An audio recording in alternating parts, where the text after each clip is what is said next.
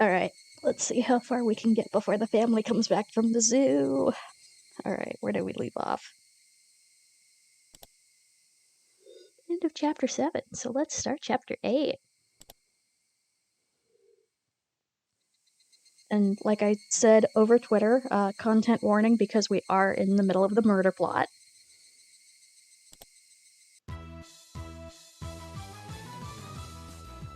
Okay. Open. Yes. That's how we got here. Okay. Continue. That's what I meant to press before. Whoops.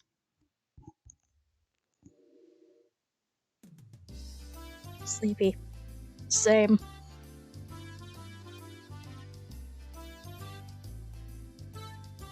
Wow, that's a really big yawn, Keiichi-kun. I'm usually awake once it's time to eat, but it doesn't look like I can do it today. I was watching TV until late last night. I'm so tired right now.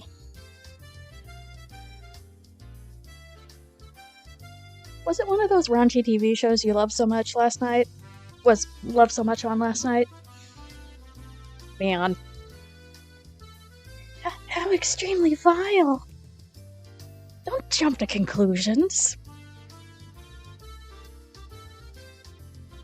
It's perfectly normal for boys, nothing to be ashamed about. And girls. Rika not patting my head only made me feel worse. Would you just let me pass out this lunch break? No, seriously. My, you think I would just sit here and allow that? I'll get really angry if you disturb me. Really angry. Oh no, I'm actually gonna make myself yawn. That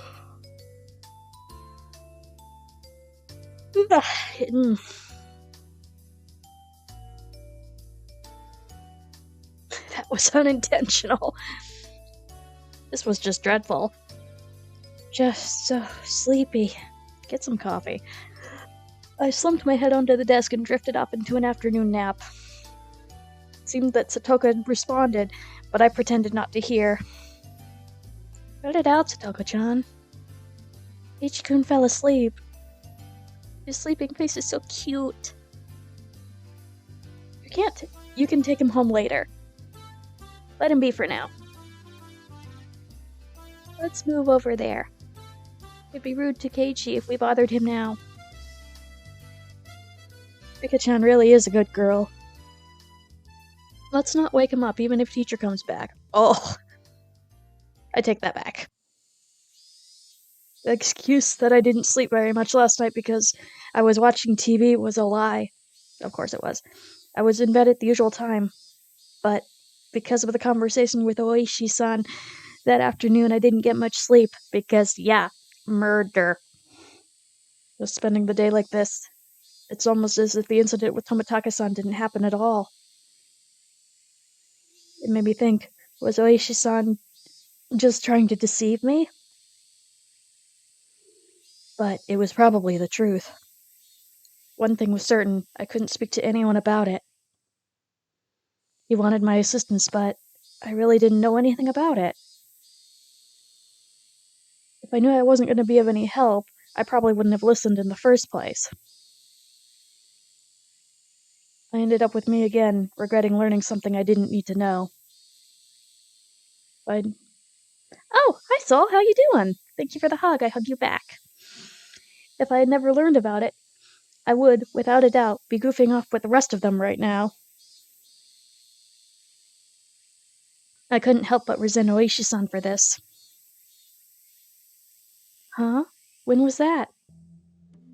I heard he wasn't there the next day. It appears he vanished the night of the Watanagashi.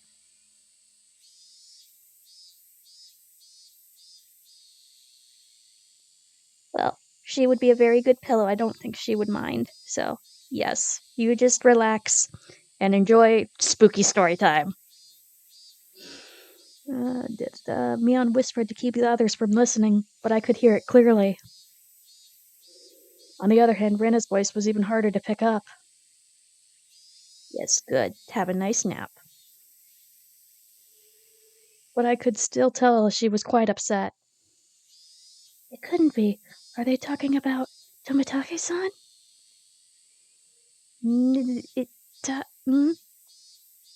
Not sure.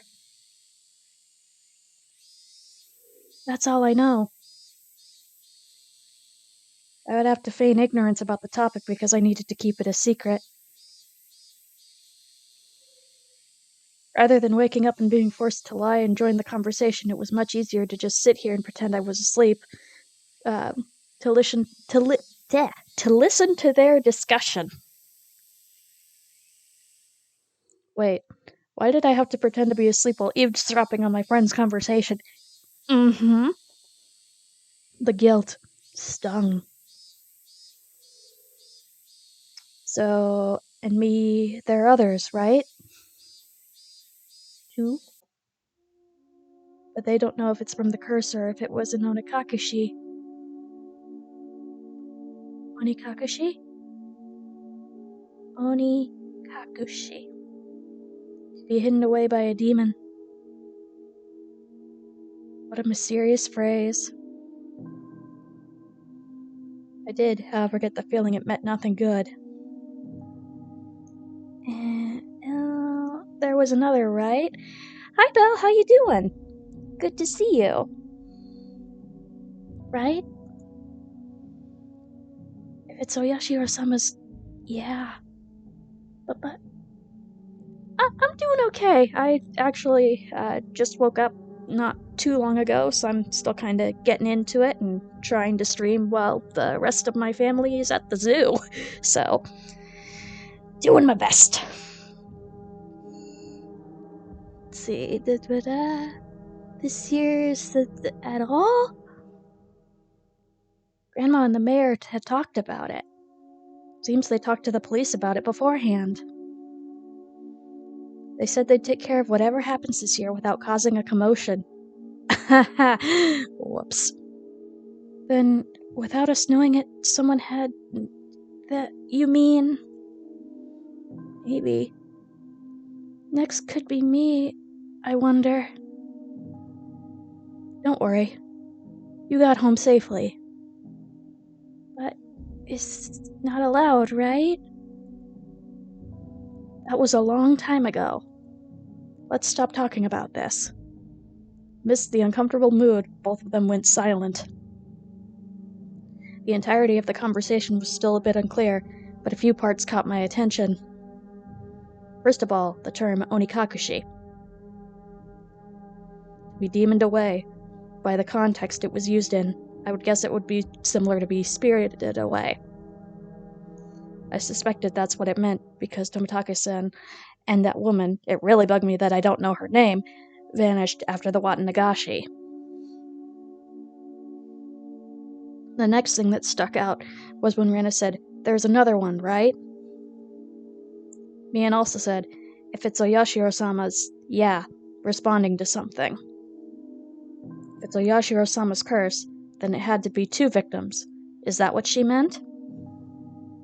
Come to think of it, I remember Mion saying at the beginning, that they didn't know if it was from the curse or if it was a case of Onikakushi. It seemed that the curse and being demoned away are different things. They were a phenomena that were paired together. I recall Tomitake-san's terrible end.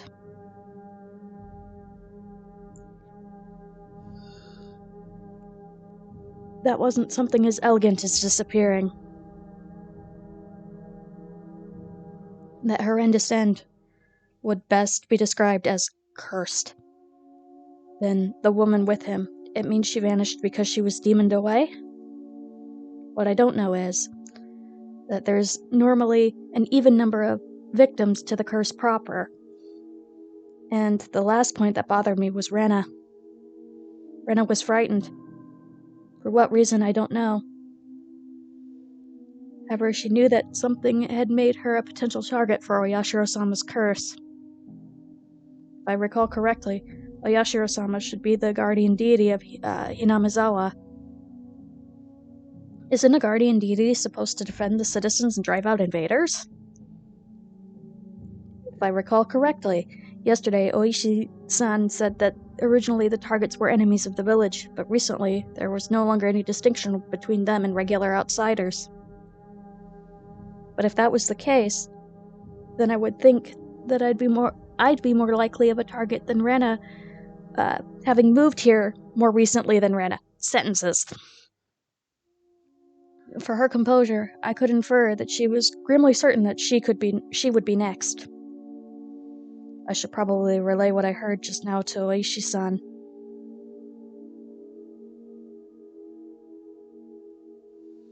Informing the police of what I had heard by eavesdropping on my friends while pretending to be asleep. It made me feel terrible. It raised a few questions and left me with a bad taste in my mouth. Would it be better not to seek out answers to those questions? As I continued to learn more and more, I felt like I'd fallen past the point of no return. Oh boy. I would definitely regret this one day. I would definitely regret ever having learned of these events. No pressure. The teacher approaches! Keiichi-san, you must awaken. In the distance I could hear the ring of the handbell signaling the start of afternoon classes. Yeah, I couldn't sleep at all. I hastily opened my eyes and raised my head up. It was in that moment I leaned over— What? Game, are you okay? Alright, to raise my head up and I leaned against the back of my seat. Look! There was a thumbtack stuck on the back of my chair with tape. Satoko. Circumstantial evidence was enough! Satoko! Guilty without trial. Capital punishment. I furiously jumped up from my seat and tripped as if my feet had tangled up. My shoelaces had been tied together. Not bad, Satoko. You know what? Get him, Satoko. While I was sleeping, you were able to conceal your presence and able to pull off this fine piece of work. The teacher came in right as I was about to pull my shoes off and tackle Satoko. Oh, did you not notice that our teacher has arrived, Keiichi-san? Take your seat. Clomp, clomp, wish, biff. Not caring one bit, I made her, eat a flick to the forehead. Wow, Keiichi-san is being mean. Hey, don't pick on younger kids, my Barkun. Apologize to her. I saw Satoko stick out her tongue at me. The little brat. Come on, my Barkun. Yeah, I'll apologize. Sorry, Satoko-san. In any case, I apologized, even if it was a completely insincere tone of voice. Damn her, I'll remember this. Kei-chan, get your revenge at the club meeting. Take your seat. I sat down after Mion told me to. She'd switched to class representative mode.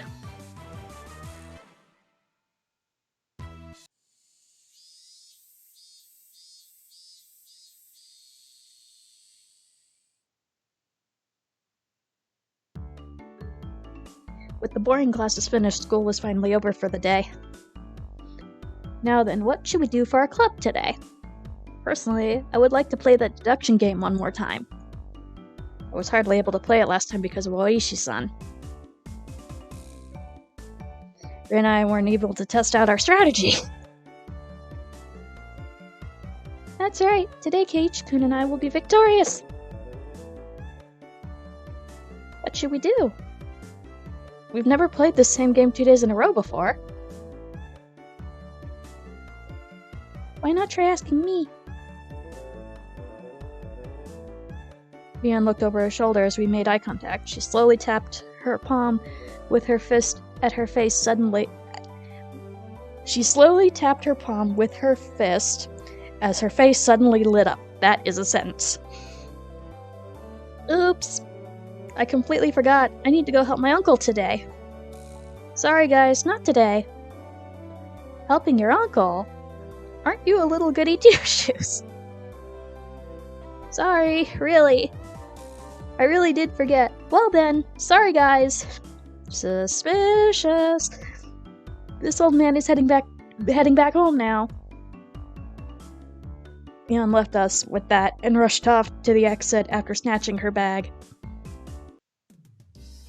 You see, Mi-chan, she sometimes goes to help her uncle out at her uncle's at her uncle's shop in town. Wow, reading. I thought she wasn't the type to get caught up in such bothersome stuff. She said that she gets paid for it. It's quite a bit of spending money from what I hear. I see. She was able to pay for that mountain of games with what she had saved up from there.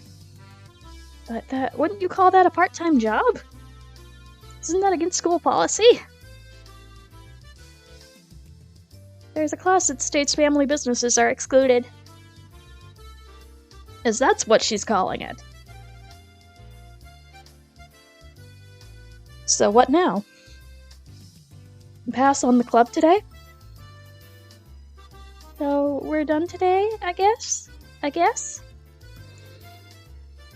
Won't it be fine even without the club president? Let's do this. I opened the club locker and began searching for the deduction game from that ever-growing pile of games. Ah, here it is. The deduction game from yesterday. Totally not Clue. Man, I had to stop just as I was getting the hang of it. At the very least, I wanted to repay Satoko for what she did during the afternoon break. I don't mind. But is that fine for Rena and Rika? Keiichi-kun wants to so badly, I wouldn't mind playing for a bit. I think it's better if we do it when we have everyone together. When she says it like that. I wanted to go shopping if there wasn't a club meeting today. Going to buy soy sauce and other things. Oh, that's right! I completely forgot! Well, I guess, since it's been a while, I should go treasure hunting. What's this now? Everyone is no longer in the mood for club activities?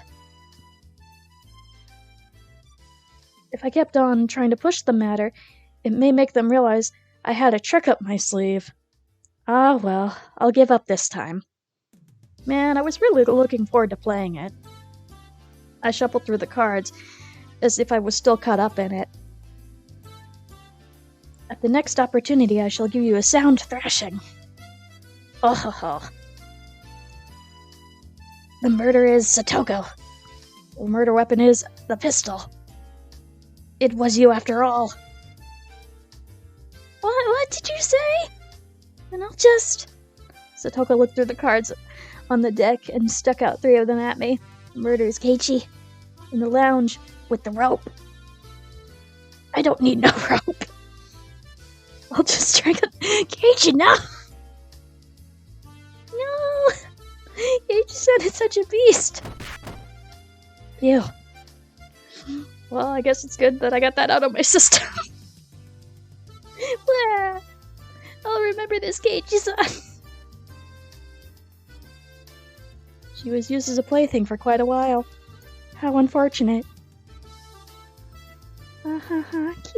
Cute. Everyone got ready to go back home. I also helped gather up the scattered cards. I suddenly paused. They were just the suspect cards, but I noticed something strange. Rena, Satoko, Rika, Keiichi, Mion, Satoshi.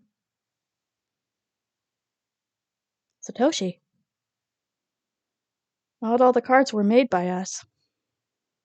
Or at least, every card besides the one has the name of a club member. Does that mean that this Satoshi fellow is a member? Was there someone in the class named Satoshi? I couldn't find anyone named Satoshi on the class roster. It's stuck up on the wall. H-kun, let's hurry and finish cleaning up.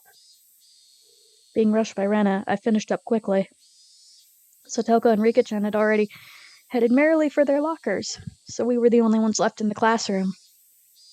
Right now, Rena had gotten her bag and was ready to leave. Rena? There must be quite a few people who transfer from the school, right? I tried asking Rena in a bit of a roundabout way. Rena made a troubled face and then she answered. Yeah. Inamizawa is a rural town, right? People transfer out every now and then. Then is Satoshi another one of those transfers? Sorry? I don't really know. There was a bit of a pause, but the answer was pretty much immediate. I'm not saying it to be mean. Just last year, I transferred in, so maybe I just missed him. So, I didn't really hear much about him. Sorry.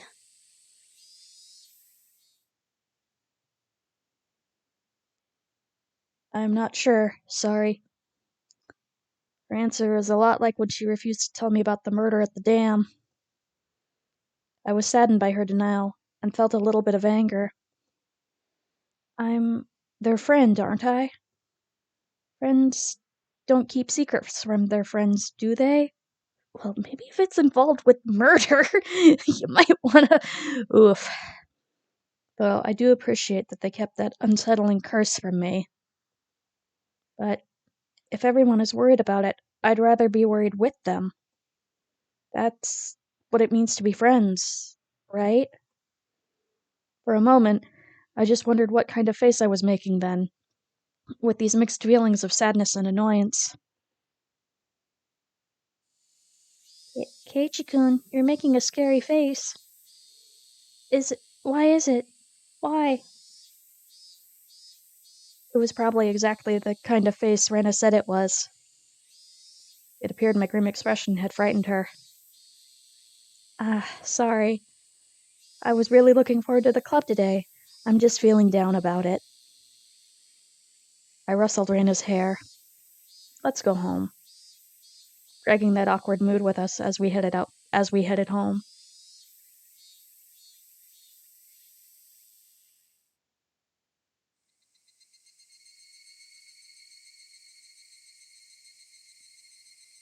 I wonder why. Why have I been getting this dumb feeling lately? I didn't know anything. I had nothing to worry about. I was just enjoying my everyday life. My long outstretched shadow gave no answers to my naive inquiry. H-kun, are you tired, maybe? Maybe? Rena timidly questioned the reason behind my mood. I'm sure my expression made the situation even more unsettling. You think so? Yeah. You seem to have been a little out of it ever since this morning. Maybe a cold? Physically, I was pretty sure I was in perfect health. It may not seem like it, but I've had perfect attendance since elementary school. Rena continued on since I didn't give her an answer. It could be that fatigue from moving has finally caught up to you. It's completely different from when you used to live, from where you used to live, after all. Of course you've gotten tired, since there's so much you need to get used to and remember. Maybe that's it. Yeah, that has to be. Rena was also like that at first, too.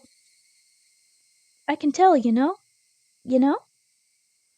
I wondered if Rena had also experienced a slight bit of alienation last year that I was feeling right now. Thinking so, I felt that she was the only one who could understand how I felt. I'd like to hear about when you first came to Hinamizawa. How was it? Feeling I had been drawn into the conversation, her face suddenly brightened. It was the same as Keiichi-kun. I didn't know the villagers' names at all. Michan and the rest were all very kind, so I wasn't lonely, but I did still feel a little out of place.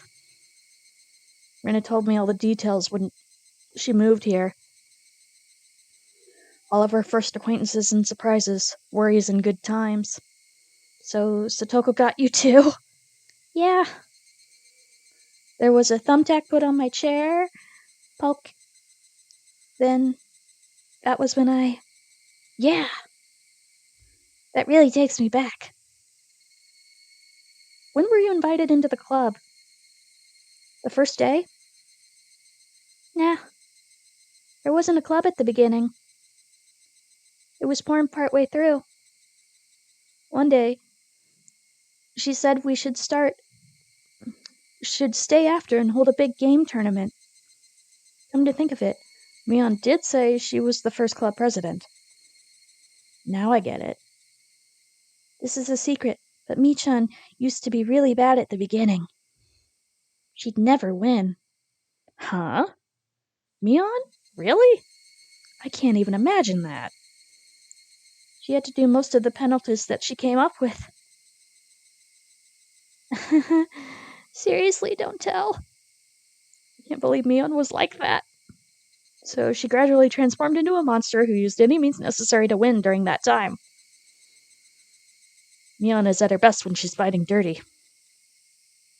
I began making more friends besides Michan after that, but yeah. It might have only been since you moved here that I finally felt like I had gotten used to it here. I guess Reina had also been in the dark about Oyashiro-sama when she had moved here. I guess when they finally told me about Oyashiro-sama, I was considered one of them. I wonder when I'll finally be considered one of them. Huh? Did you say something? No, sorry. Just talking to myself. Keiichi-kun, you're silly. Reina was poking fun and laughing at me, and I couldn't help but laugh as well. But I suddenly stopped. Then, after making up my mind, I spoke.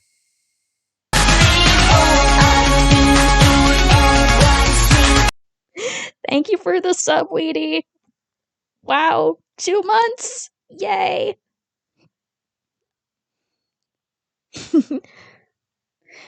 Hey, Reina? Is there something that everybody is keeping from me? Yeah, wow, it's actually been 2 months since I've become an affiliate. What? Huh? No, not at all. You're lying, aren't you? Reina suddenly stopped. Her expression was cold and intense. Oh, here we go. What do you mean by that? Keiichi-kun? Her tone was still the same cheery and light-hearted one as before. You are, aren't you? Keeping something from me? After understanding what I meant, her expression grew even more intense.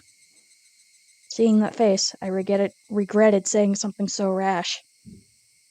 But she came back to me in a way that I didn't expect.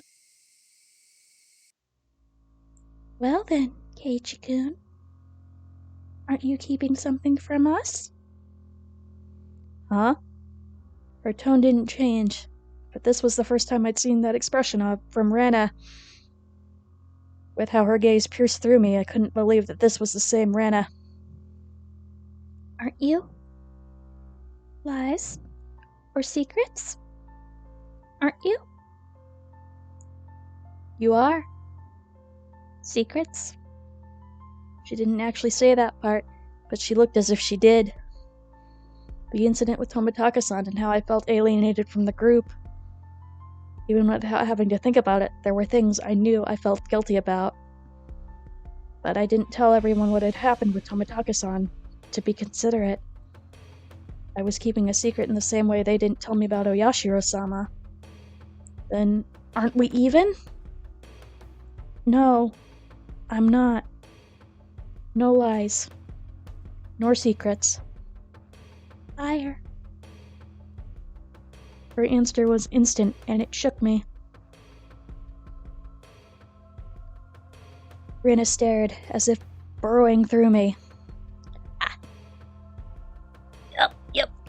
whole kiss thing. Alright. I did a posture check and a stretch.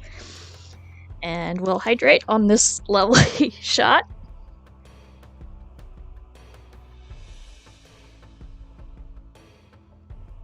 Thank you. I was gonna take a drink shortly after this, but cool. Yes, she does know our Sims. Alright, stares burrowing through me, watching me like a hawk. Why would you say I'm lying? Didn't you say that you were called into the teacher's room yesterday during the club meeting, Keiichi-kun? I know. You didn't go to the teacher's room. I swallowed hard. Clearly wasn't a bluff. She knew what happened. The teacher said you had a guest, didn't she? You didn't talk at the entrance. You talked inside of the car near the school gate. With some man we don't know. Rena knew everything. She knew that I had been called out by Oishi-san, and that I'd heard about the incident with Toмотaka-san as well. Did she know all of it? Exactly who was that man? I didn't know him. Why did someone you don't know have business with you? I want to know about that myself. Then what did you talk about? It has nothing to do with you guys. It was a lie. Lies! Rena's scream echoed through the trees, sending frightened birds into the air. I couldn't exhale the deep breath I had just taken. No, it was like I wasn't allowed to exhale. It was here I first realized. The person in front of me, she wasn't Rena Ryugu. Then, who was it that was standing before me now? Who had assumed Rena Ryugu's appearance? I had held my breath for so long I could feel myself suffocating. Right? And then she made a facial expression that Rena normally might have made. It didn't matter that it was Rena's usual smile. It chilled me to the bone. She drew closer to me. I felt her breath against my face. It wasn't the least bit exciting. Whoever this was with Rena's face was going to chew my nose right off. I cowered as I imagined that. Then she smirked, as if she was able to see right through me. We also have secrets, just like how Keiichi-kun has secrets. It was Rena's usual smile, but her eyes were still like that of a hawk's. Bringing her face close enough to mine to almost bump into my nose, she kindly persuaded me. I couldn't nod or shake my head. This person standing in front of me, this person who looked like Rena, frightened me to my core. Welcome to Higurashi. I was terrified knowing that she could hear the sound of my swallowing nervously. After what felt like an eternity, after a long, empty silence, she finally spoke. Let's go. It's getting chilly. It was Rena again, smiling once more at me. She started walking as if nothing had happened. When I was released from her gaze, my legs gave out from under me, and I slumped to the ground. I wasn't able to lift a finger until Rena was out of sight. Who was that? I felt cold. My body was drenched in sweat. I was finally able to form a coherent thought and asked myself once again, who was that person who looked like Rena Ryugu? Dun dun dun!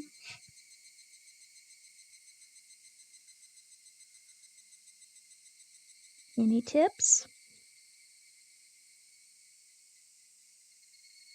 Or are we just moving right along? We are moving right along. So chapter's not done yet. I was out of it and couldn't bring myself to do anything until dinner except stare blankly into space. 3 goblets, yes! I was terrified from Rena. Was I terrified from Rena going off on me? Probably. No, that's not right. Yes, it is. That was someone else who only looked like Rana. Then who could it have been?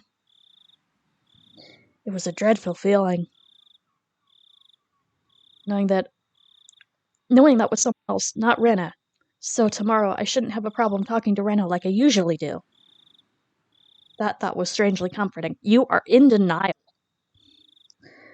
I concluded that I should just calm down and clear my head, though those thoughts continued to swirl around in my mind. Finally, I returned to my senses as I heard my mother calling out to me from the bottom of the steps. Keiichi! It's a call from the bookstore. Bookstore? Can't think of why they'd be calling me. I went downstairs and picked up the receiver anyway. My apologies for calling so late at night. It's me, Oishi of the Okinomiya Bookshop. Oishi-san? Oh, it's Oishi-san. Sorry. Since your parents picked up, I said I was from the bookstore. It puts people off when I say I'm a police officer. Gee, I wonder why. Oishi-san said in his own way,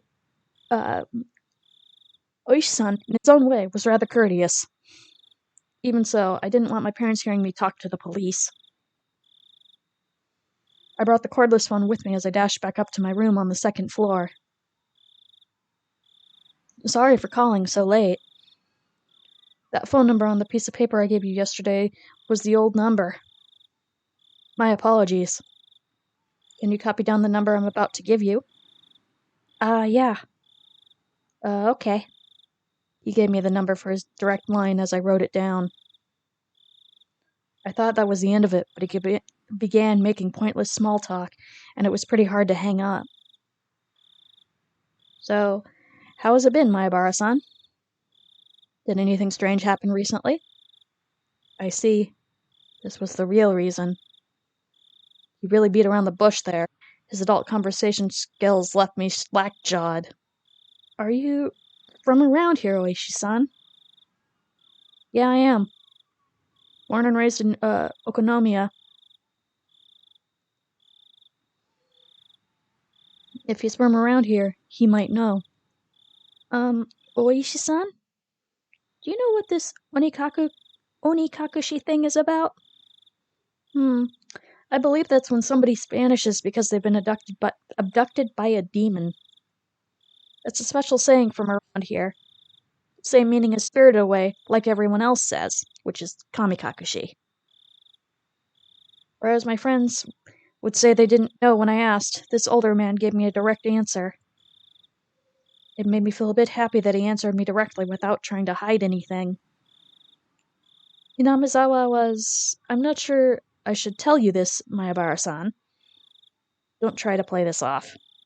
If you're not going to talk, then I'm not going to tell you anything. No. That's not what I meant. It's just... it may make you feel bad. You see, long ago, Inamizawa was feared as the village where demons reside. Demons? By demons you mean those pitchfork-carrying things in hell? More like human-eating monsters. They'd go down to the village, snatching people up and gobbling them down. That kind of tale. Demons snatching up people. Is this what Onikakushi really means? They said that the curse about being demoned away happened together. Oh, they say that the curse and being demoned away always happened together. What does that mean? I already know about the mysterious deaths happening 5 years in a row. But I didn't know there were people disappearing from those same 5 years. The curse and being a demoned away happened together. First time I've heard of that. Is that how it is, Mayabara-san? That's what I want to know. I heard Rana and Mian talking. They said that if it was really Oyashiro-sama's curse, then both the curse and demoning away would happen. Oishi-san began hemming and hawing on the other end of the receiver. Maybe something came to mind? Ayabara-san? Do you know about the first incident? Murder by dismemberment? Yeah. One of the 6 perpetrators is still on the run, right? Hypothetically. What if he wasn't on the run, but was demoned away? Huh? It was an outrageous hypothesis from Oishi-san. The incident 4 years ago was a particularly ghastly one. Police already knew the perpetrators, so they posted tons of wanted posters with his face on them. They staked out various locations and investigated every possible escape route he had.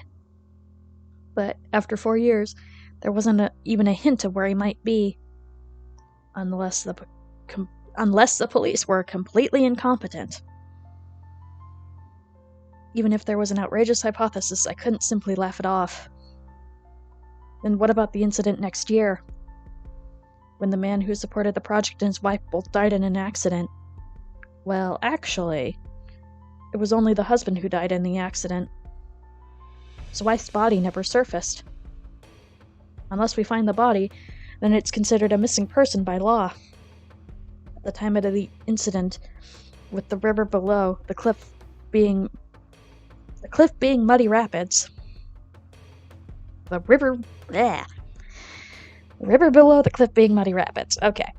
The police divers had searched every branch off the main stream of the river for dozens of miles, but in the end, they weren't able to find her body. But that's just not being able to find the body. She's still dead, right?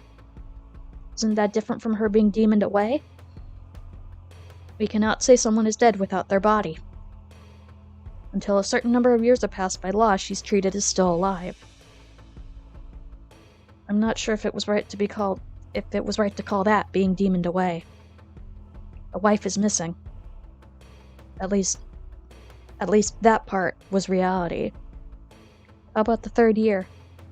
The Shinto priest died of illness, and his wife committed suicide? Ayabara-san. That's actually the exact same scenario. The wife had supposedly thrown herself into the bottomless marsh deep in the forest around Hinamizawa, meaning that it's all circumstantial evidence. They simply found her suicide note in front of the marsh. A diver was able to recover a few remnants, but they weren't able to find a body. The investigative headquarters believed she had faked her death and was still alive somewhere. I'm not sure if we could call these cases being demoned away. It's just as you said, every year, one person does go missing. The incident this year, the woman with Tomitaka-san has gone missing. And what about the incident with the housewife beaten to death? Who went missing? I believe the perpetrator was caught, right? Yeah, we arrested him. He was just a miscreant with a record of narcotics abuse. He admitted to the crime while being questioned about a different incident. But, well, you see, after he was arrested, the child from the victim's home went missing. Still under investigation as to whether or not the disappearance had anything to do with the crime. But you said you caught him, right? Did he have an accomplice? No idea. It's considered a separate case. Moreover, we can't check even now. Because, while under the investigation, that man died in his holding cell. He swallowed a spork and choked oof.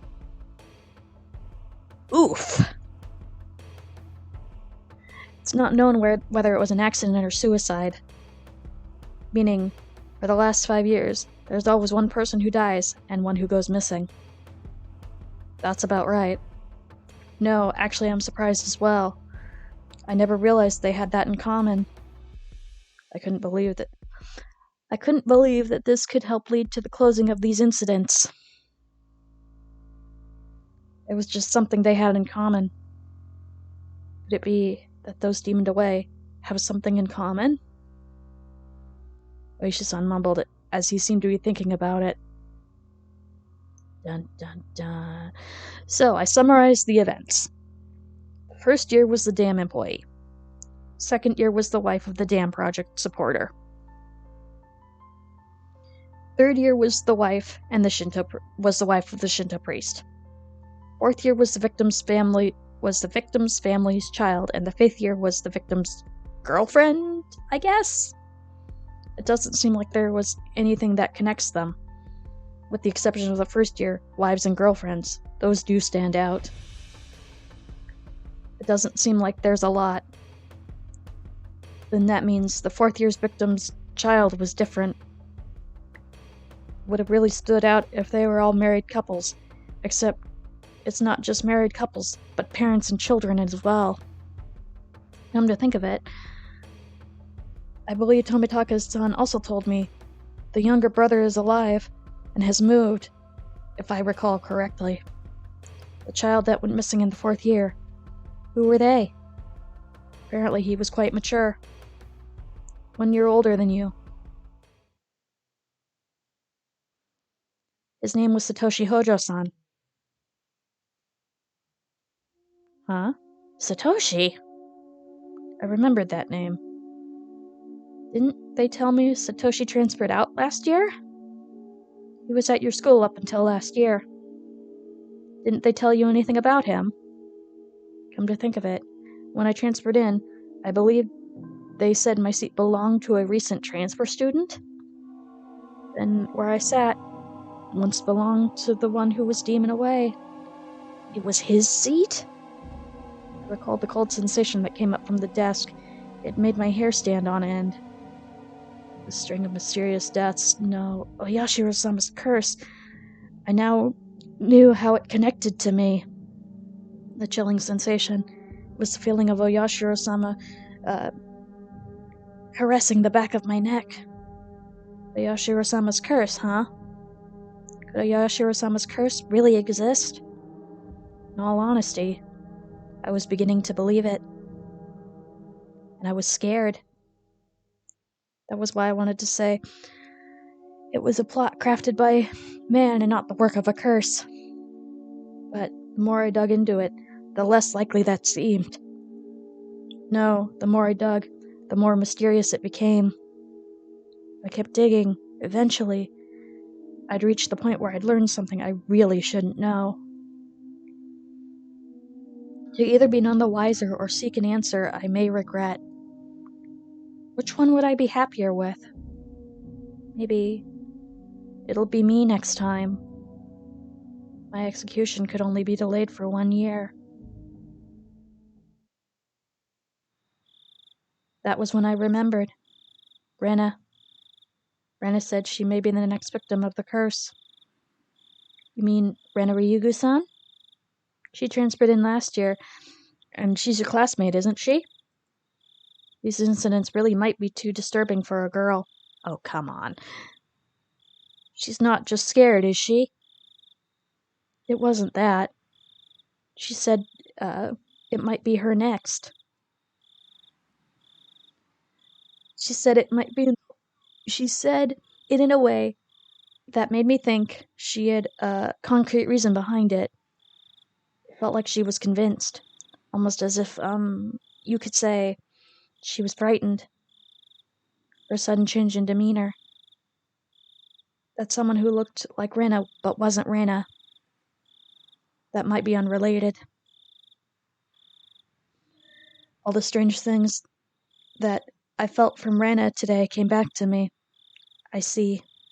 Then I'll be doing a bit of investigation on this end. Please continue your observations of Ryugu-san, Mayabara-san. Are you asking me to keep Rena under surveillance? That's not what I mean, Mayabara-san. I just want you to watch out for your friend so she doesn't end up the next victim. At that moment, just as my mouth was agape, because I was so impressed with his mature, clever way with words. Knock, knock. A sudden knock at the door sent my heart racing. In an instant, I had pointlessly covered up the end of the receiver. Ichi, get the door, please. On the other side of the door, I heard my father's oddly upbeat voice. What could it be? It's so late. Sorry, my dad just came in. Can we leave it at this for tonight? Yeah. My apologies again for calling so late. If you find out anything else, please let me know. I'll tell you if I make any progress on this end. Well then, have a pleasant evening. Alright, I'm gonna take a drink real fast.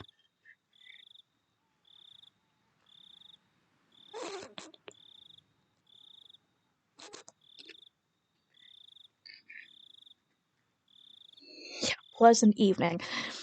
Keiichi, hurry and open up. Dad's got his hands full. What is Dad doing? I'd stayed in the same position while on the phone the whole time, so my joints were aching. When I opened the door, I saw my father was standing there with a tray. On the tray, cookies, 2 cups of black tea, a fairly fancy spread for our household. There was even sugar and lemon slices on the side. Everything you could ask for. This was quite a show of hospitality.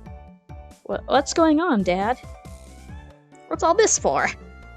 Come now, don't play around, Keiichi. I'm coming in. Dad was in high spirits and had a smirk on his face. But for my entire life, I'd never seen him act this hospitable. What had gotten into him? So, what were you talking about? I jumped. It's not something I had to keep from my father. But how could I explain to him that I was talking to a detective? I'm assuming he was, this late at night. Nothing much. Just a friend. I don't mean on the phone. She was here, wasn't she? Rena-chan? Huh?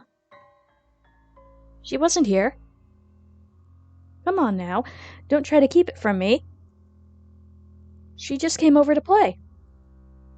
You two were chatting away, so I thought I'd bring some tea. It looks like I just missed her. I had no idea what Dad was talking about. But a cold sweat dripped down my back. How long were we talking?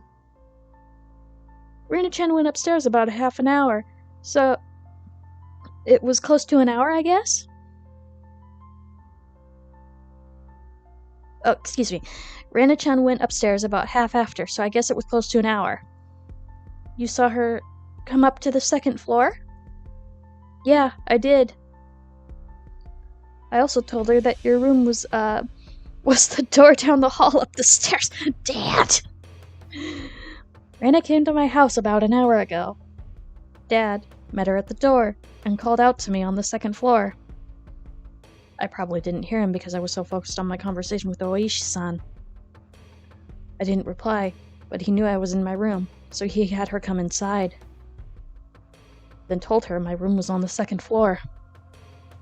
She thanked my dad and went upstairs. Then about an hour passed.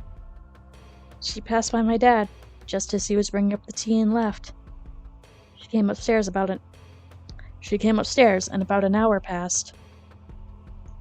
Then passed by my dad and returned home. Then she came upstairs until she left. Where was Rena?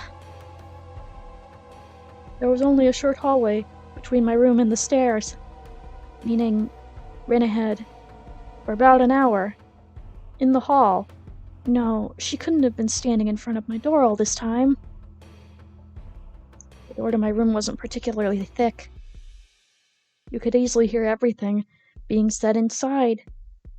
All the ominous things and all of the nonsense I had spoke to Oishi-san began rushing through my head. Honey, don't tease him. More importantly, you need to clean up your studio. It's a mess again. Mom yelled up at Dad from downstairs. Dad left the tray with me and went downstairs with a disappointed chortle. I'm pretty sure that's how you say that word. Oh yes. I followed my dad out of the room with my eyes. I looked down at the floor around the doorway where Rena might have stood all that time. Just now, as I was talking with Oishi-san, with my back turned, Rena was standing a mere 6 feet away. The whole time? All that time, in this dimly lit doorway? What did she see? What did she hear? For what reason? As the steam from the 2 teacups ominously wafted and twisted, the aroma of black tea filled my room.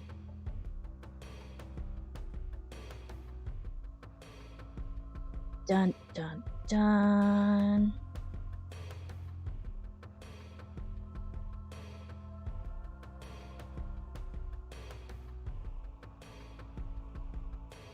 Oh, notice from the police chief. Ah, achievement. Lies? Alright, you tips.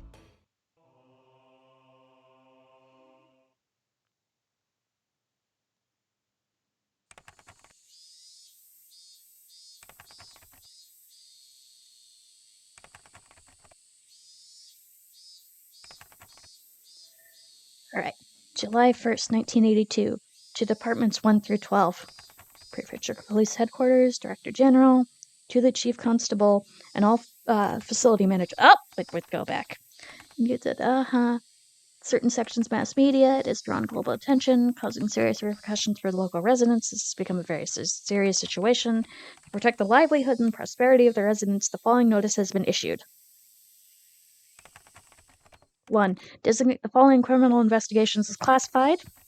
Okinama Station, 1982, case number X, Hinamizo Village housewife murder, dated June, Okinama Station, 1982, village student disappeared, dated June X.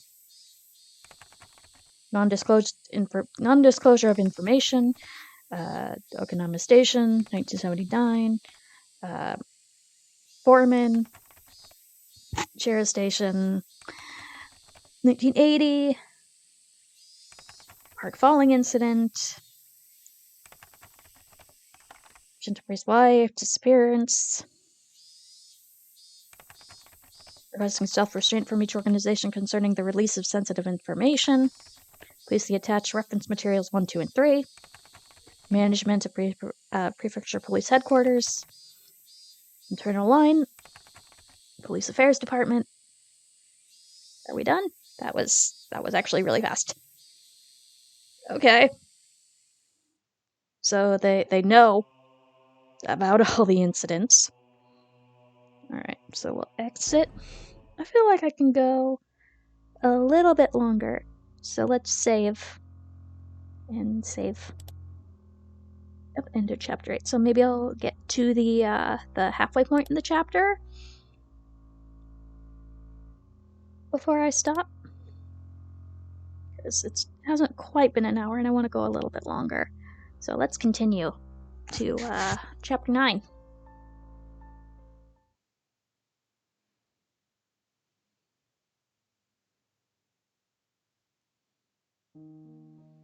Weariness and a headache.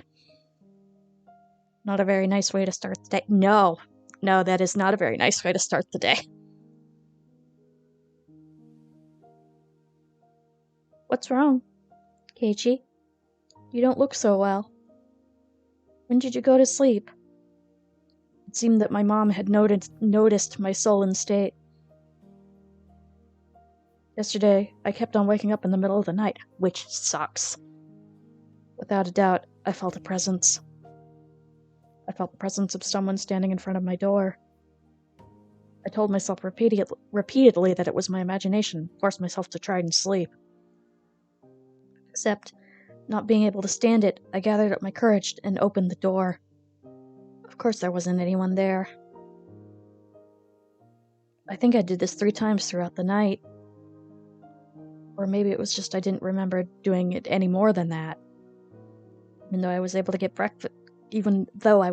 to the breakfast table without incident, I still didn't feel at ease.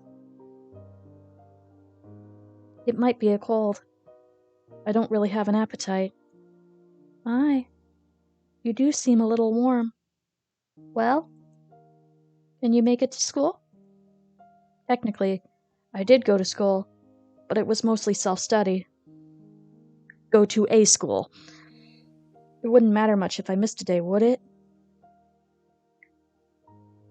It could have been that I hadn't been feeling well for the last few days, because I really did have a cold. If I took some medicine and got a good day of rest, I might be able to greet everyone with a smile tomorrow. Ding dong! Startled, I looked back and forth between the entrance and the clock. It was 10 minutes later than when I usually met up with Rena. It was Rena. Rena-chan came to get you.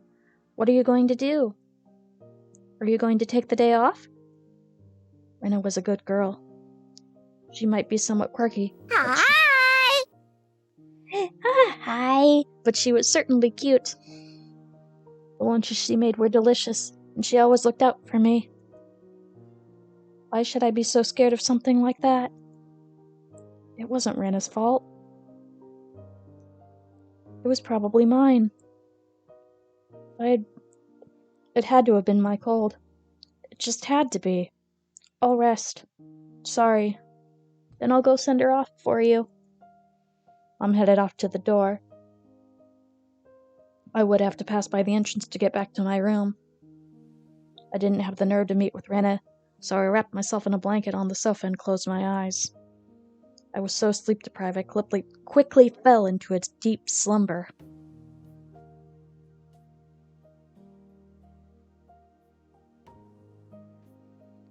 I'd only intended to lie down for a bit, but it was almost noon when I woke up. I called out to my parents, but they didn't seem to be around. On the table I found lunch prepared and a note. Mom and Dad had apparently driven off somewhere far away. It likely had to do with Dad's work. This happened every so often, so it wasn't that unusual. They would probably be back sometime after dinner. On the note it said, "The insurance card is in the cabinet. Take it and go to the hospital." There was also a well-drawn map to the hospital. That's right. I hadn't been there before, so I didn't exactly know exactly where it was. I had a light lunch, although it really was just leftovers from the morning, and just in case, went to the even though it's really, and just in case, went to the hospital. Okay.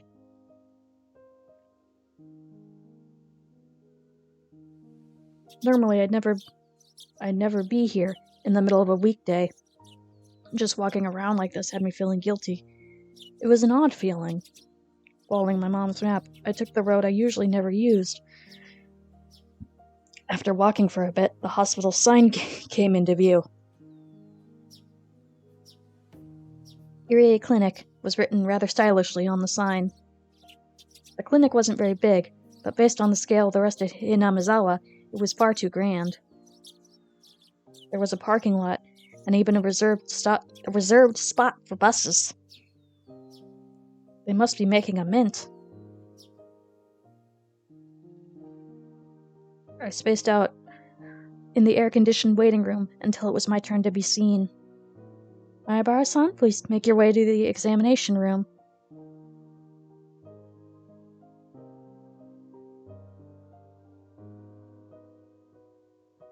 After properly answering all of the chatty doctor's questions, he responded with the old, "It's probably a cold." They gave me a shot of 3 days worth of medicine. I thought it was a little overboard, but it would clear away the gloomy feeling I'd been having lately, then it was worth it.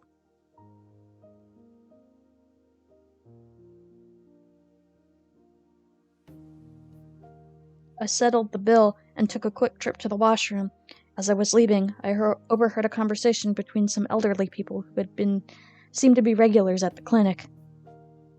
Of course, I had no intention of eavesdropping, but I'm gonna do it anyway. If it just wasn't for that word. Must have been an Onikakushi. I wonder. She was still pretty young. Might have just eloped. With whom? That man from Tokyo who visits every season. The young one with the big camera. Didn't you know they were getting along pretty well? Were they talking about Tomitake-san? I could feel my ears perking up. I don't know about that. But you have to make preparations before you elope. Leave a note or quit their job or something. It's an elopement because they didn't leave a note or a message. The thought that I'll never see that young nurse's face again makes me rather sad. Takano-san was an upstanding young woman. She'll be fine wherever she goes. So her name was Takano-san? That woman with Tomitake-san? And she worked at this clinic? Oyashiro-sama's shadow was following me everywhere I went. I started listening more closely, but they began talking about fishing, and it didn't seem like they were going to revisit the topic. I gave up and left. Thus, even though I was separated from the daily monotony of school, I wasn't able to escape from Oyashiro-sama's shadow. But of course, Oyashiro-sama was the guardian deity of this place, of Hinamizawa. As long as I was in Hinamizawa, I wouldn't be able to escape.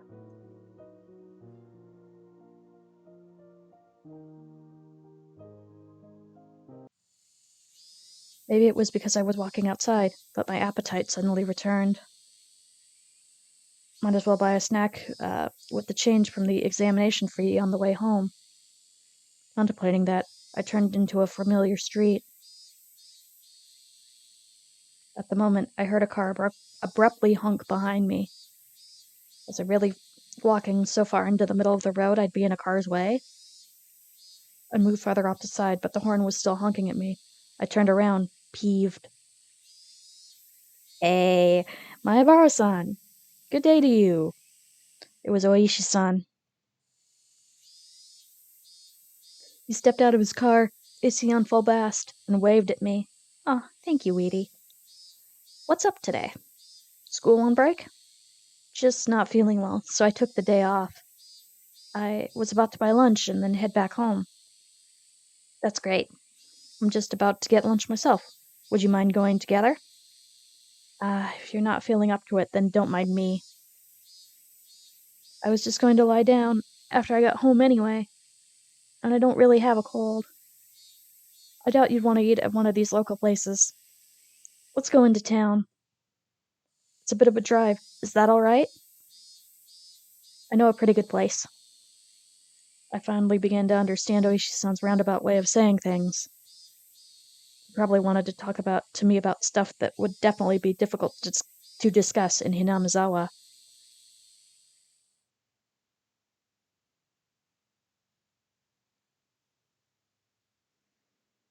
I went with Oishi-san riding in his frigid car.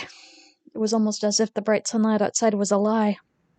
I'm sorry about calling you so late last night. Did your parents get angry at you? No. I recalled Rena, who had been listening to the phone conversation all that time, separated from me by just the door. Even now, the brightness of the sunlight, the thought still creeped me out. The bump that jolted the car on the road, connecting the city, changed from dirt into pavement. My head swiveled back at the sudden realization. That's right. This was where Tomitake-san died. They hit a snag in the investigation regarding Tomitake-san. Oishi-san spoke while peering at me from the corner of his eye. They believed it was caused by hallucinogens, given how he was clawing at his own throat. Again, content warning. But a drug that could cause that to happen so suddenly is extremely hard to come by. Bear in mind, of course, the autopsy was done with that premise in mind, but we didn't find any leads. You know that thing you see in the comics all the time? Where there's a drug that, if you put it in them, it doesn't leave any traces? It exists. Oh boy.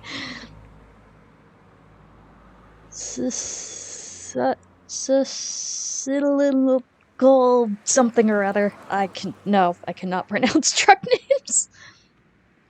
Well, it's pretty common. You see, there doesn't seem to be any kind of drug that would cause Tomitake-san to react like that. Then you're saying the police concluded Tomitake-san just died from the curse? I couldn't help but feel the police were worthless. I just wanted the idea of the curse to be disassociated from Tomitake-san's mysterious death. Unfortunately, that's how it looks right now. But putting aside the cause of death, without a doubt, he was surrounded by a group of people and had taken a beating before he died. That was no curse, just an incident with an unquestionably involved with other humans. That made me a bit relieved.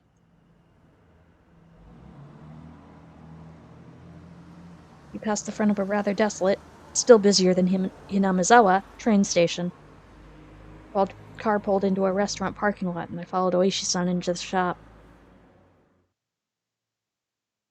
It was pretty crowded, but there were only adults at this hour. Of course there wouldn't be any children in the middle of a weekday. Do please, non-smoking. This way, please.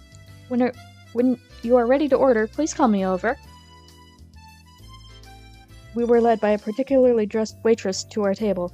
I sat with Oishi-san in the booth. So, what do you think? Aren't the waitress's outfits here cute? Huh? Well, I guess.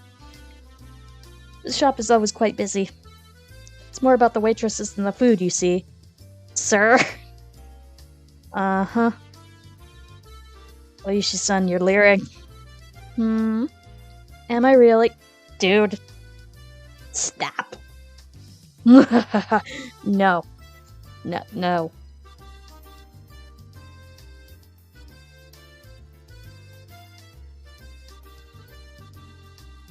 Regardless of how the waitresses looked, the food was decent enough. Finishing our meal while talking about some inane topic, Oishi-san's after-meal cup of coffee arrived at the table. Yesterday we talked about Hinamizawa's past, didn't we? Drink.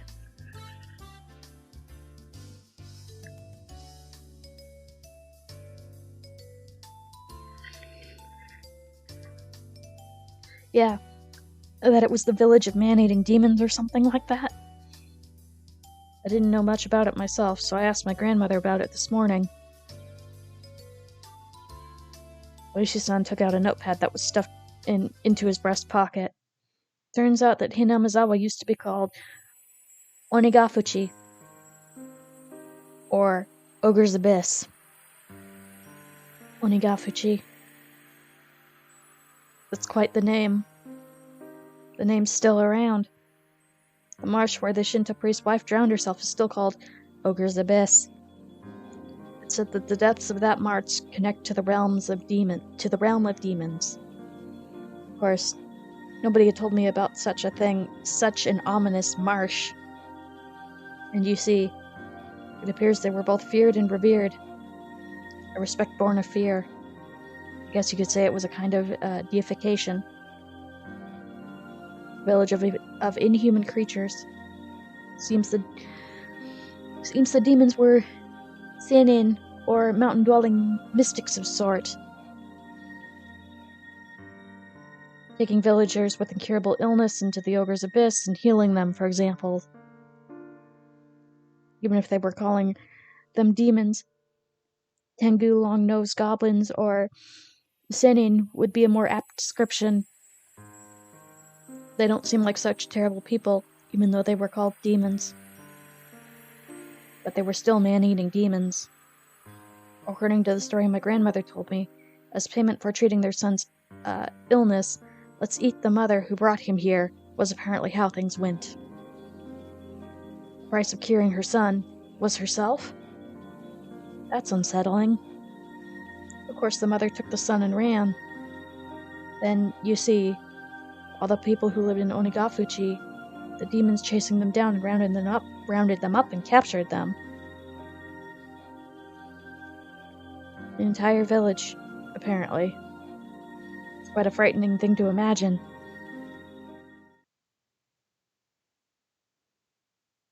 In the end, it seemed both the mother and son were caught and eaten. The end. There's a problem with this story. Both witnesses in the story were eaten, so nobody would be able to tell the tale. There are plenty of old fables like this. In contrast to the ghastly tale, Oishi-san laughed heartily while sipping his coffee. But, well, there are quite a few other tales, where the demons from Onikakushi banded together to capture their prey. I recalled that Mion said the villagers had united and fought against the dam construction. I saw similarities with how that part about the unification overlapped. Normally they hunted down a single person and they chose who it was going to be beforehand. Huh? That caught my attention. Oishi-san also appeared to be pondering what it meant. My grandmother told me that you must never interfere with the demon's hunt. You should just hole up in your house and hide under the covers, she said. So what does this all mean? It means that you mustn't ever help or protect the prey. As long as you don't disturb the demon's hunt, no harm will befall the villagers. It seems there's that kind of rule. Basically, don't help the victims. Then you didn't see the atrocities, in other words? What happens if you break the rule? Well, they're man-eating demons after all. Many parts of this tale caught my attention. Parts of the story he told me overlapped with his theory about the perpetrators were all the village families. Even if it weren't the whole village, it was conceivable that the village were hiding under the covers and leaving them to die. When there's a group with their hunt, wasn't it? I didn't dare speak of it. Then, Oishi-san, I guess, looks like it's either the village families or a group of villagers perpetuating the crimes. What do you think, Mahabara-san? Excuse me. Another cup of coffee, please. That's what I wanted to know. It seemed that we were both waiting for the other to say the last part. I waited for the waitress to finish pouring coffee before speaking. Last year, I had a nagging feeling when Satoshi-kun disappeared. Oishi-san muttered as he watched the milk swirl around in his coffee. So those friends with Satoshi-san, meaning your group of friends, Mahabara-san, I had a bit, really, just a little bit, okay? Of background checking done on them. If Oishi-san had said this to me before, I would have been furious, since he told me earlier not to suspect my friends. But as I was now, I couldn't. This might sound pretty stupid. Mahabara-san, if you feel that it's stupid, please say so. I'll just stop. Oishi-san was wearing the most serious expression I'd ever seen from him. It was as if he was telling me to prepare myself and listen. There were quite a few things I regretted hearing from Oishi-san, but none of them were as threatening as this. A little voice inside me was screaming like an alarm. Stop, Keiichi. This was probably the last one. I took a deep breath and silenced that voice. I would not run from the truth. Please. That was all I could utter. Oishi-san then stared silently for a few moments. After he was certain I was ready, he began. The victim of the incident of the first year was an overseer. A few weeks prior, he had an altercation with Mion Sonozaki-san. Multiple altercations. Oishi-san had said before that Mion had defied the dam project vehemently. Well, that wasn't hard to imagine she'd get so worked up. In the second year, the married couple who supported the dam project died in the accident, right? They had a daughter. Her name is Satoko. Her name is Satoko Hojo-san. Huh? Satoko meaning Satoko? Oishi-san's look told me that my voice was too loud. I realized it all as well and quickly quieted down. The Shinto priest and his wife who died in the third year, you see. Their daughter is Rika Furude-san. Rika-chan was the housewife who died in the fourth year. You already know, don't you? It was the step-aunt of Satoko Hojo-san. She was in her aunt and uncle's custody, and she had lost both her parents in the accident. She lived in the victim's house. I could tell my lips were getting dry. I didn't even have the wits to keep my mouth from hanging agape. I thought it was nothing but a bizarre incident, one that I could easily distance myself from. But Clicking and clacking, it had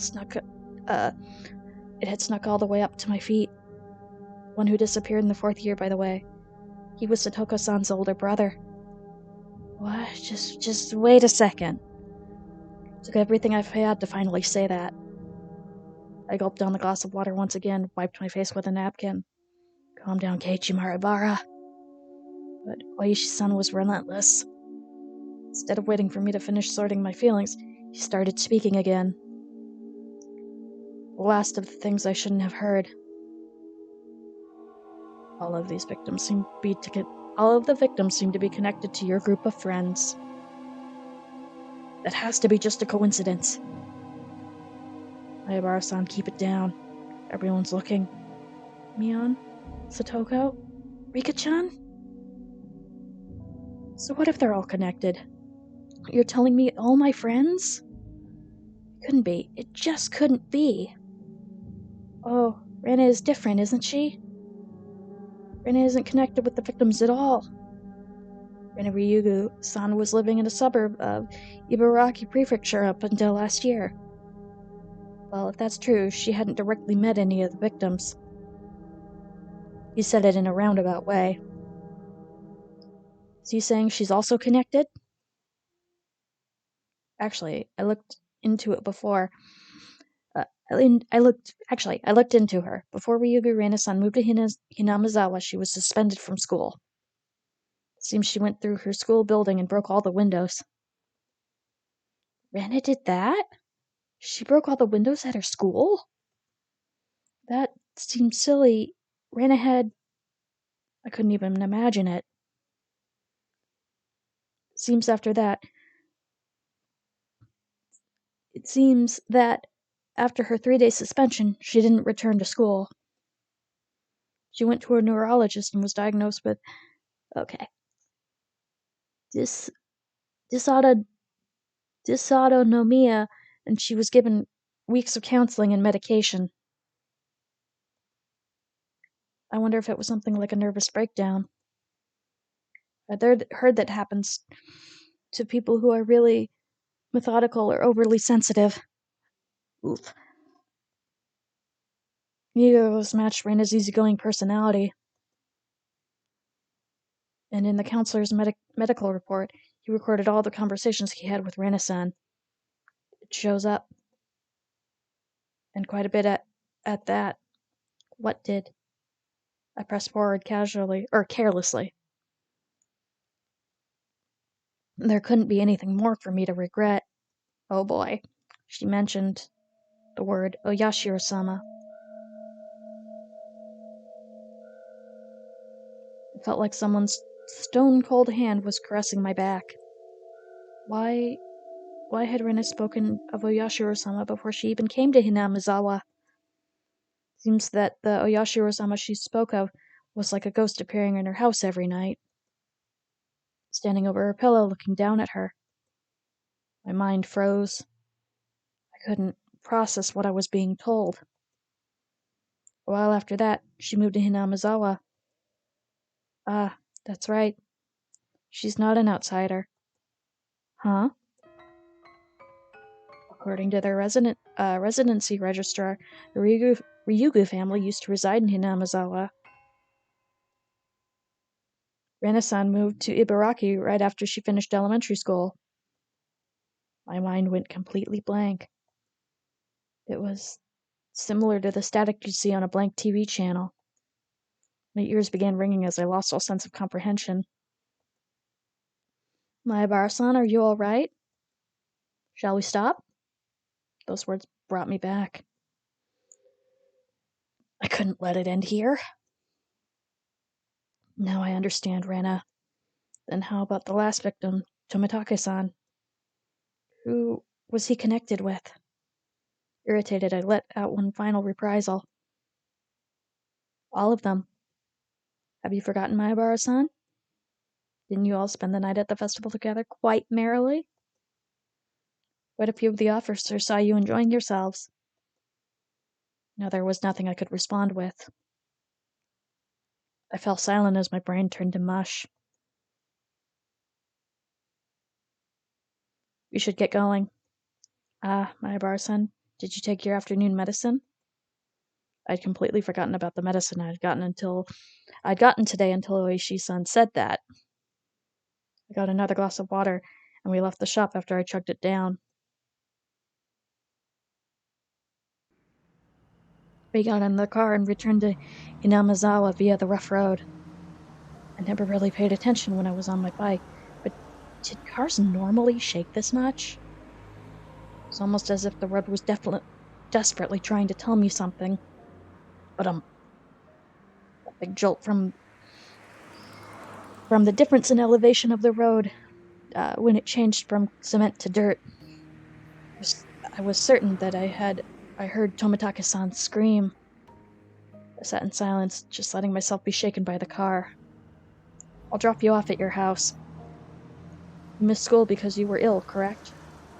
My apologies for the long conversation. Why did you talk to me? I blurted out the question. Really just blurted it out. I didn't expect an answer. I did check with you first, didn't I? We should just stop. Not that. Why did you reach out to me? I understood quite well that Oishi-san was investigating a string of suspicious incidents. But why was he telling me all this? I knew nothing, and I couldn't help. Everything Oishi-san spoke of was news to me. First of all, what could I, having just moved here, know? By chance, if there was a reason for Oishi-san to reach out to me, then it would have to be that it looked suspicious to Oishi-san, as I was part of Neon's circle of friends. I'm retiring this year. I plan on moving away after retiring, as my grandmother wants. So while I'm still on the case, I want you to bring the truth behind this incident to light. So, Oishi-san, you suspect them, don't you? All of them? Oishi-san didn't really give a response. It felt a little late, but I thought it was his way of showing a bit of consideration for my feelings. This is mostly my intuition from 30 years on this job. Mahabara-san, you're the one in danger. Huh? I wanted to reply with, that was absurd, but in my downtrodden state, I couldn't bring myself to say it. I'll be retiring this year, so I won't be at the Watanagashi next year. So I want to settle things. In other words, he was insinuating that on the next Watanagashi, I might be the victim. Been warned by the chief as well. Each incident in the string of cases has been solved, so don't bring it up again. Or so I was told. This is the pressure that I'm facing. Pressure from what? Someone in Hinamazawa? You've arrived. Is this fine? After some time, the car finally reached the path to my house. The clock read 2 p.m. I was surprised so little time had passed since we ate. It was hot outside the car. The chirping of the Higurashi hurt my ears. I won't mind if you just forget everything I told you today, but I'm still going to keep investigating.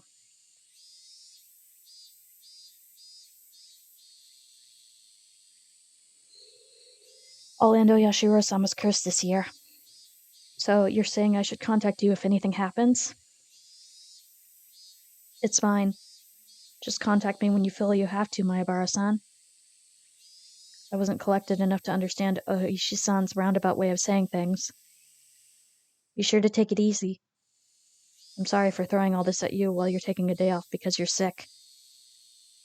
I didn't really give any sort of response. I'll always be on your side. If anything, believe that. I'll be off now. The tires crunched over the dirt road as the car made a U-turn and disappeared into the cloud of kicked-up dust. Felt like I was watching a boat, only throw me a lifesaver in a shark-infested waters before disappearing into the distance. That was the first time I thought Oishi-san was being unfair. telling me I was going to be the next victim and just saying to contact him if something happened. This wasn't a criminal investigation. He was fishing. And I was just the bait dangling off the line. Would the fish be the perpetrator? Or would it really just be Oyashiro-sama's curse? Either way, the bait would be swallowed whole. Damn it, I don't want to die. For some time, I could do nothing but stare at the puddle of water being left behind by the AC from the car.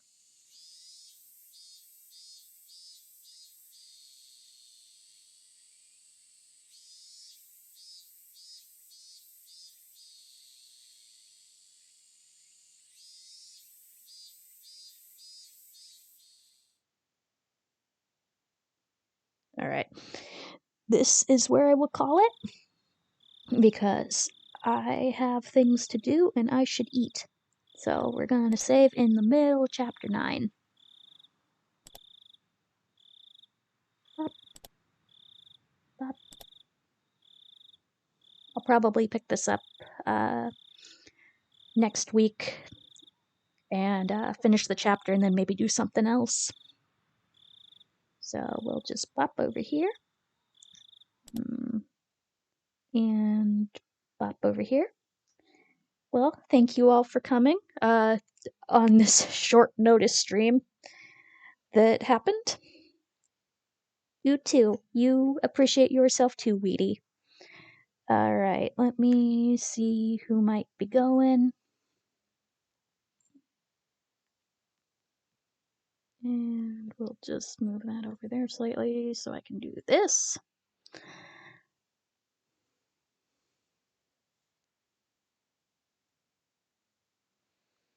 Let's see who is going currently.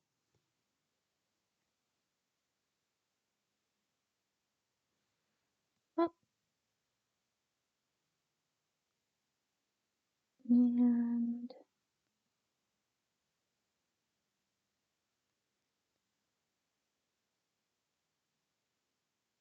let's see.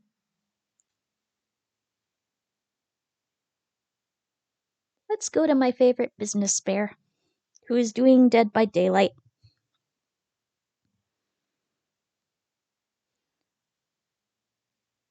Yeah, that's what we'll do. Okay, let's come up with a raid message. Uh,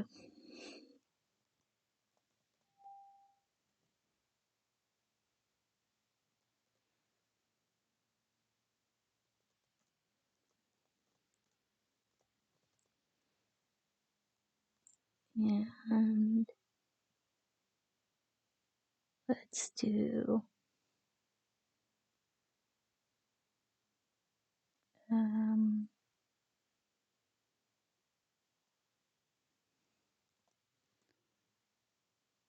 yeah. Alright, why is it like this? Okay, it is no longer like this. So we'll do this or any other emotes that you feel like using.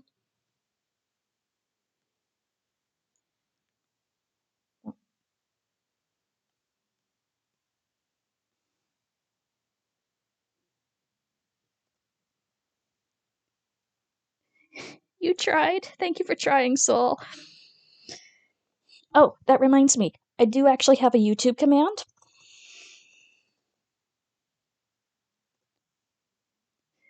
Because I am actually starting to put my channel together. I only really have the first couple of months of streams up now, but I'm gonna upload more today because apparently YouTube has an upload limit of 9. So, yeah, let's get the raid started.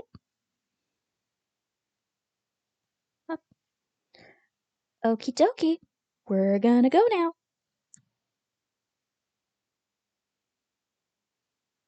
Thank you all for coming. I appreciate you all muchly. Alright, gonna send you off now. Bye.